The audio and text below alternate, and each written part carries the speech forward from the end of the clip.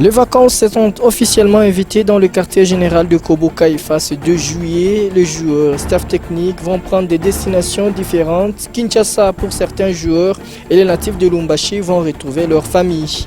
Après une dure et rayonnante saison couronnée par une présence en finale de Coupe du Congo, les résultats tant scolaires que sportifs ont été satisfaisants, d'où les encouragements de la part de la marraine de cette académie de football, Madame Karine Katumbi.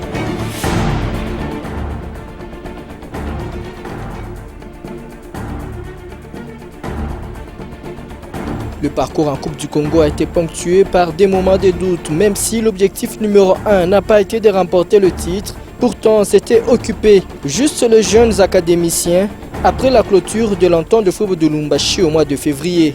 Ainsi, l'aventure commence au mois de mars. Première journée des préliminaires en province.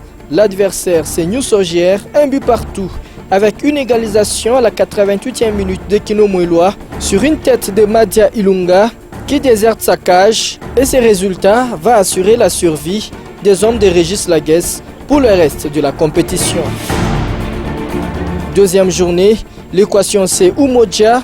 Là aussi c'est un match nul d'un but partout avec une nouvelle égalisation tardive vers la 80e minute. Grâce à Glody Likonza, les académiciens ne seront pas enterrés même s'ils n'auront pas leur destin en main en dépit de leur large succès sur Mutoshi de Kolwezi, 6-0 avec un festival offensif de Fabrice Mbaya. Heureusement ou malheureusement, le favori Sogère ne franchit pas l'obstacle car Umoja, le contrat au partage de points, 0 but partout, déception pour les hommes de Tumbadjene et KFA exulte puisqu'il jouera la finale avant d'écarter l'autre équipe de Mutoshi en demi-finale, Jexcol, 4-0. Et le samedi 20 mars, face à l'équipe de Mpanda, c'est la finale, 3-1.